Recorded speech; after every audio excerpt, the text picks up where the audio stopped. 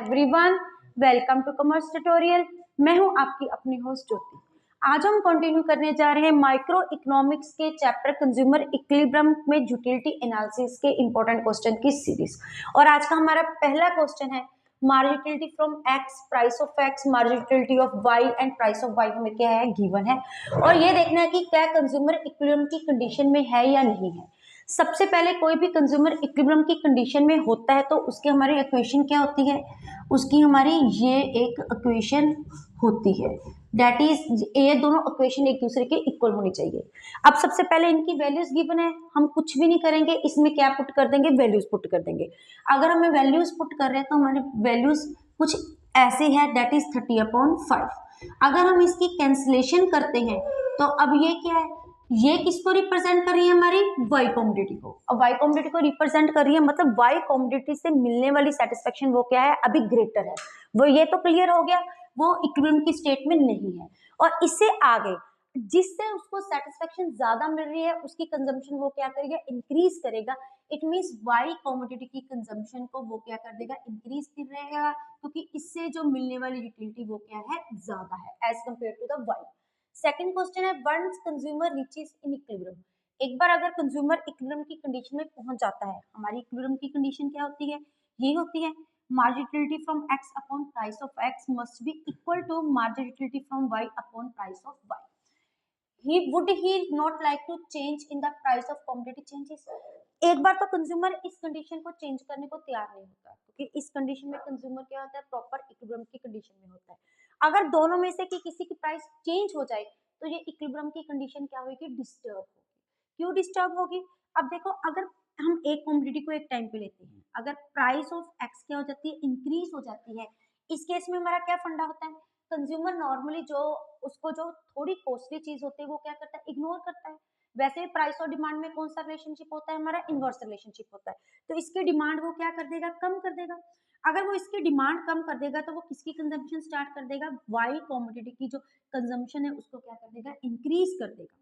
अगर price of x decrease होती है तो अब ऑन द इफेक्ट फिर से नेगेटिव रिलेशनशिप आ गया प्राइस और डिमांड का, और वो एक्स की डिमांड को क्या कर देगा, इंक्रीज कर देगा। इट मींस वो एक्स की ही कंजम्पशन को क्या करेगा, इंक्रीज कर देगा, अगर किसी ढंग से प्राइस चेंजेस हो जाए। ऐसे ही अल्टरनेटिवली वाई के केस में भी किया जा सकता है। नेक्स्ट है on the consumption of 10 units of commodity.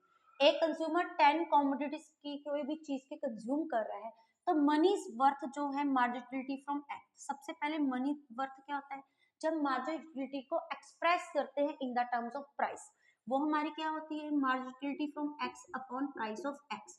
वो किससे ज्यादा है, मार्जिनलिटी फ्रॉम मनी से। Should he stop the consumption of X, क्या वो एक्स की कंजम्पशन को बंद करेगा, so that he strikes an equilibrium, ताकि वो इक्विलिब्रियम की कंडीशन में आ सके। अब ये क्या चीज है, ग्रेटर है। इट मींस एक्स से मिलने वाली कंजम्पशन के बाद जो उसकी सेटिस्फेक्शन है वो क्या हो रही है, कॉन्टिन्यूसली इंक्रीज हो रही है।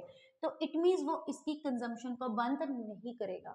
एक बार कंज्यूमर हमारा डीएमयू क्या करता है, जिससे कंज्यूमर को ज्यादा सेटिस्फेक्शन मिल रही है, वो उसकी कंजम्पशन को कॉन्टिन्यूसली क्या करता जाएगा, इंक्रीज करता जाएगा, जबकि हमारी ये वाली कंडीशन जो है रिस्टोर ना हो जाए। हमारा नेक्स्ट क्वेश्चन है margin utility from money is equal to 30, price of x is equal to 3, margin utility from x is equal to 90. should he eats more ice cream or should he stop, क्या वो इस case में ice cream खाए या उसको consume करना बंद कर दे। अब यहाँ पे एक ही margin utility from X given है, तो इसका मतलब ये हो गया कि ये कौन सा केस है, वन कमोडिटी का case.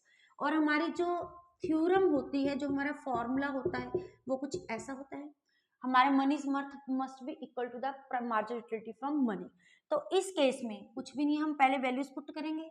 Margin utility from X कितनी है, 90 अपॉन हमारे पास प्राइस कितनी है, 30, और मार्जिन यूटिलिटी ऑफ मनी हमारे पास कितनी है, 30। अगर इसको हम स्टॉप कर दे, सॉर्ट आउट करें, तो दोनों वैल्यू क्या है, एक दूसरे के इक्वलाइजेशन में है।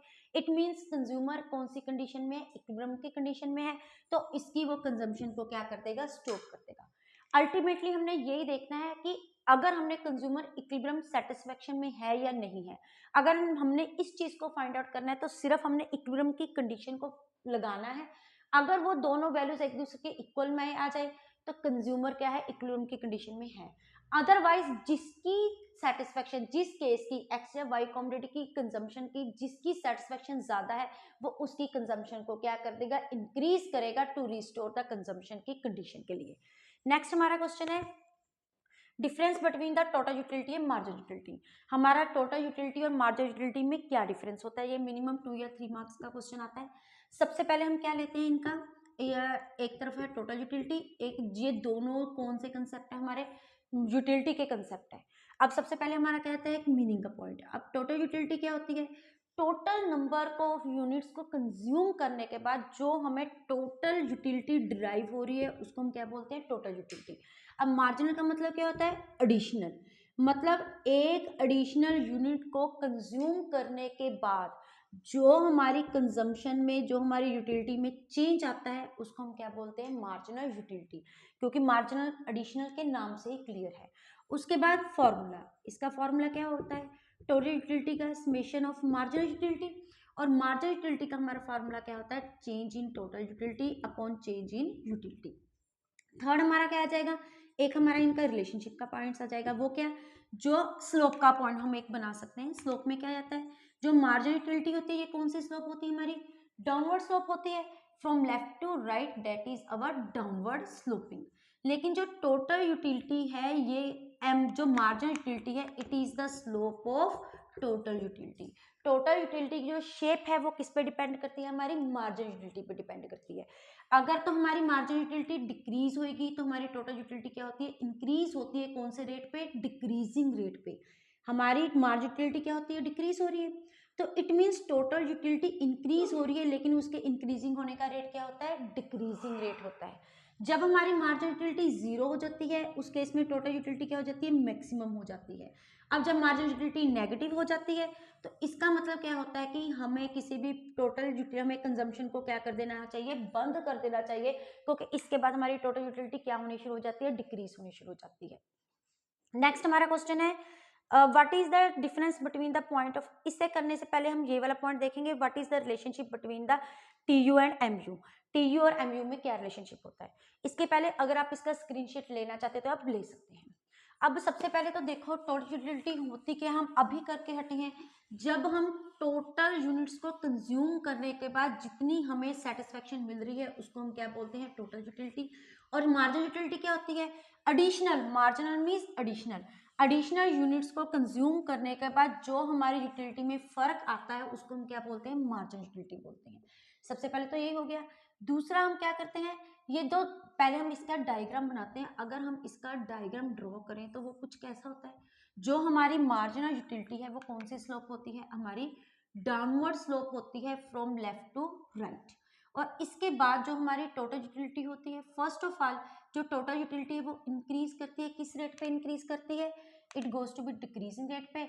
फिर उसके बाद ये एक पॉइंट आता है जब मैक्सिमम आता है, उसके बाद ये क्या होने से लग जाती है, डिक्रीज होने शुरू हो जाती है। एक तरफ हमारी एक्स एक्सिस है, एक तरफ हमारी क्या है, वाई एक्सिस।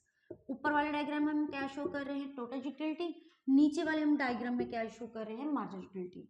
ये कौन सी कर्व है हमारी टोटल यूटिलिटी की, ये कौन सी हमारी मार्जिनल यूटिलिटी की कर्व है। अगर हम इसको नॉर्मली देखें, अब हमारी मार्जिनल यूटिलिटी क्या हो रही है, डाउनवर्ड स्लोप हो रही है फ्रॉम लेफ्ट टू राइट। और जिस पॉइंट पे हमारी मार्जिनल यूटिलिटी पॉजिटिव है मतलब ये डिक्रीज कर रही है पर ये पॉजिटिव है, उस केस में हमारी टोटल यूटिलिटी इंक्रीज तो हो रही है लेकिन उसके इंक्रीजिंग होने का रेट क्या है, हमारा डिक्रीजिंग रेट है।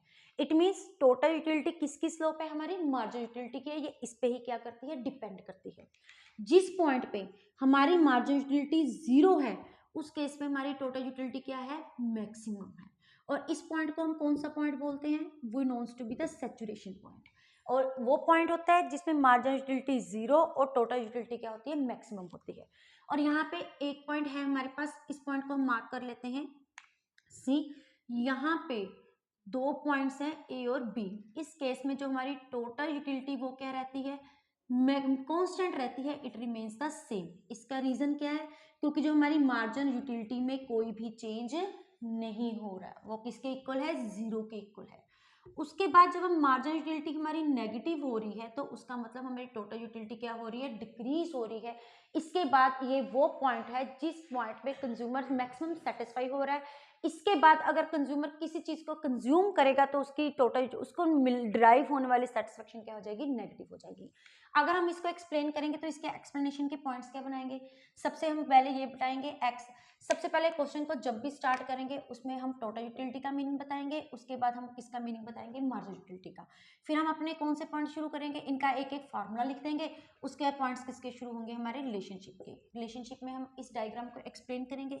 सबसे पहले हमारे क्या आ जाएगा, एक्स एक्सिस में हम क्या शो कर रहे हैं, वाई एक्सिस पे ए पार्ट पे क्या शो कर रहे हैं, बी पार्ट में हम क्या शो कर रहे हैं। ए पार्ट में हमारी टोटल यूटिलिटी है और बी पार्ट में हमारी क्या है, मार्जिनल यूटिलिटी। सेकंड पॉइंट क्या है, जो बोथ टर्म्स है वो किस पे डिपेंड करती हैं, एक दूसरे पे डिपेंड करती हैं, क्योंकि टोटल यूटिलिटी का फार्मूला क्या होता है, ये होता है, और मार्जिनल यूटिलिटी का फार्मूला क्या होता है, ये होता है। ये आप ऑलरेडी जानते ही हो। उसके बाद हम क्या बताएंगे, थोड़े से मार्जिनल यूटिलिटी की शेप के बारे में बता देंगे कि वो कौन सी शेप है, डाउनवर्ड स्लोप है from left to the right. और फोर्थ पॉइंट साथ में हम यहाँ पे टोटल यूटिलिटी का बता देंगे। जो मार्जिनल यूटिलिटी है वो टोटल यूटिलिटी की क्या होती है, स्लोप होती है, तो इसलिए वो इंक्रीज तो होती है, पहले वो इंक्रीज होती है डिक्रीजिंग रेट में, फिर वो क्या होनी चाहिए, लग जाती है, कम होने लग जाती है। फोर्थ पॉइंट में जो हमारी टोटल यूटिलिटी है, मार्जिनल यूटिलिटी की स्लोप है, तो इसीलिए उनकी शेप किस पे डिपेंड करती है, मार्जिनल यूटिलिटी पे डिपेंड करती है। वो कैसे, जैसे जैसे हमारी मार्जिनल यूटिलिटी पॉजिटिव है उस केस में टोटल यूटिलिटी इंक्रीज हो रही है, लेकिन कौन से रेट से, डिक्रीजिंग रेट से। बी पॉइंट पे जब हमारी मार्जिनल यूटिलिटी जीरो है, मतलब हमारी सेटिस्फेक्शन लेवल में कोई भी चेंज नहीं आ रहा एट द पॉइंट सी, उस पॉइंट पे जो हमारी टोटल यूटिलिटी है वो कह रही है कांस्टेंट रह रही है between the points A and B. और सी पार्ट में जब मार्जिनल यूटिलिटी जीरो है उस केस में टोटल यूटिलिटी हमारी क्या है, मैक्सिमम है। और जो पॉइंट हमारी मार्जिनल यूटिलिटी जीरो होती है उसको कौन सा पॉइंट बोलते हैं, हम सैचुरेशन पॉइंट ही बोलते हैं, दैट इज द स्टैटिटी पॉइंट्स भी इसको बोला जाता है। नेक्स्ट पॉइंट हो जाएगा, जब मार्जिनल यूटिलिटी हमारी नेगेटिव हो रही है उस केस में टोटल यूटिलिटी क्या हो रही है, डिक्रीज हो रही है। एक पॉइंट हम ये भी बना सकते हैं कि मार्जिनल यूटिलिटी हमारी पॉजिटिव भी हो सकती है, जीरो भी हो सकती है और नेगेटिव भी हो सकती है, लेकिन टोटल यूटिलिटी हमेशा क्या रहती है, पॉजिटिव रहती है, ये कभी भी नेगेटिव नहीं हो सकती। नेक्स्ट क्वेश्चन है हमारा, difference between point of saturation and point of equilibrium. हमारा इक्विलिब्रियम का पॉइंट और सैचुरेशन का पॉइंट कौन सा होता है। हम अभी देख के हटे हैं कि जो सैचुरेशन का पॉइंट कौन सा होता है, जिसमें मार्जिनल यूटिलिटी हमारी जीरो होती है और टोटल यूटिलिटी क्या होती है, हमारी मैक्सिमम होती है। लेकिन इक्विलिब्रियम का पॉइंट कौन सा होता है, ये हमारा कंज्यूमर सेटिस्फेक्शन का पॉइंट होता है। ये वो पॉइंट होता है जिसको हम कौन सी कंडीशन बोलते हैं, बैलेंसिंग की कंडीशन बोलते हैं, और इसको हम रेस्टिंग की भी कंडीशन बोलते हैं, और जिसको कंज्यूमर अपना चेंज नहीं करना चाहता। अगर हम इसको डिफरेंस के फॉर्म में देखेंगे तो ये हमारे पास क्या आ जाएगा, कुछ ऐसा आ जाएगा। एक तरफ हमारा कौन सा है, हमारा सैचुरेशन पॉइंट, दूसरी तरफ हमारा कौन सा है, हमारा कंज्यूमर इक्विलिब्रियम पॉइंट। सबसे पहले हमारा क्या आ जाएगा, मीनिंग में क्या आ जाएगा, जो सैचुरेशन पॉइंट कौन सा होता है, जिसमें टोटल यूटिलिटी मैक्सिमम होती है और जो हमारी मार्जिनल यूटिलिटी क्या होती है, जीरो हो जाती है। कंज्यूमर इक्विलिब्रियम का क्या होता है, जिसमें हमारा कंज्यूमर क्या होता है, हमारा मैक्सिमम सेटिस्फाइड होता है, और इसको कौन सा पॉइंट बोला जाता है, रेस्टिंग का पॉइंट भी बोला जाता है, जो कि कंज्यूमर चेंज नहीं करना चाहता। इनके बाद इनका क्या आ जाता है, एक अल्टरनेटिव नेम भी आ जाता है। सैचुरेशन पॉइंट को हम क्या बोलते हैं, पॉइंट ऑफ स्टेटिटी, और इक्विलिब्रियम के पॉइंट को हम क्या बोलते हैं, डेट इज रेस्ट की कंडीशन, और ये हमारी बैलेंसिंग की कंडीशन आती है। और इसके बाद हमारा एक और प्राइस होता है, प्राइस। इसमें क्या होता है कि हमारी टोटल यूटिलिटी हमेशा पॉजिटिव रहती है, लेकिन मार्जिनल यूटिलिटी हमेशा जीरो रहती है। इसमें क्या होता है, प्राइस के इंक्रीज या डिक्रीज होने की वजह से हमारी जो इक्विलिब्रियम की कंडीशन वो क्या होती है, रिस्टोर हो सकती है, वो चेंज भी हो सकती है। नेक्स्ट क्वेश्चन है, एक कंज्यूमर, अगर आप पहले इनका स्क्रीनशॉट लेना चाहते हो आप ले सकते हैं। नेक्स्ट हमारा क्वेश्चन है, एक consumer gets 50 units of utility on consuming. एक कंज्यूमर जो है वो यूटिलिटी जब कोई भी गेन कंज्यूम कर रहा है तो उसको कितनी यूटिलिटी मिल रही है, 50 units. First units of commodity and he loses the 10 units of utility after consuming additional units of x commodity। जैसे जैसे वो अपनी कंजम्पशन को इंक्रीज कर रहा है उसकी जो यूटिलिटी डिक्रीज हो रही है वो कितनी यूनिट से हो रही है, 10 यूनिट से डिक्रीज हो रही है। प्राइस ऑफ एक्स हमारी कितनी है, 5। मार्जिनल यूटिलिटी ऑफ मनी हमारी कितनी है, 10। How many units he will consumer, वो कितनी यूनिट्स को कंज्यूम करेगा। ये हमारा कुछ ऐसा है। अब यहाँ पे हमारे क्या है, नंबर ऑफ मार्जिनल यूटिलिटी जो उसको ड्राइव हो रही है, जितने वो नंबर ऑफ यूनिट्स को क्या कर रहा है, कंज्यूम कर रहा है। जब उसने फर्स्ट यूनिट कंज्यूम किया उसका सेटिस्फेक्शन लेवल कितना था 50। अब जब उसने दूसरा किया तो वो कितने के साथ डिक्रीज हो रहा है 10 यूनिट्स के साथ डिक्रीज हो रहा है। यहाँ पे आ गया 40, 3 के बाद हमारा आ गया 30, 4 के बाद आ गया हमारा 20 और 5 के बाद आ गया हमारा 10, क्योंकि वो 10 यूनिट्स के साथ क्या हो रहा है डिक्रीज हो रहा है, लॉस कर रहा है। तो हमारी मार्जिन यूटिलिटी का सेटिस्फेक्शन का फॉर्मूला क्या होता है हमारा कुछ ऐसा होता है, मार्जिन यूटिलिटी ऑफ मनी। अब मार्जिन यूटिलिटी फ्रॉम एक्स कितने हैं 50 यूनिट्स अपॉन हमारे पास प्राइस कितनी गिवन है 5, मार्जिन यूटिलिटी ऑफ मनी कितनी है 10। तो इट मींस फर्स्ट यूनिट को कंज्यूम करने के बाद ही जो मार्जिन यूटिलिटी फ्रॉम एक्स किसकी इक्वल आ रही है margin utility of money. It means first units को कंज्यूम करने के बाद ही वो किस लेवल पे आ जाएगा अपना सेटिस्फेक्शन के लेवल पे आ जाएगा। इसी के साथ आज के क्वेश्चन की हमारी सीरीज खत्म होती है। अगर आप इनका स्क्रीनशॉट लेना चाहते हैं तो ले सकते हैं। वीडियो अच्छी लगे इसको लाइक करें, ज़्यादा से ज़्यादा शेयर करें ताकि मैक्सिमम स्टूडेंट्स के पास इसका बेनिफिट पहुंच सके। चैनल को सब्सक्राइब करना ना भूलें। Thank you, have a nice day.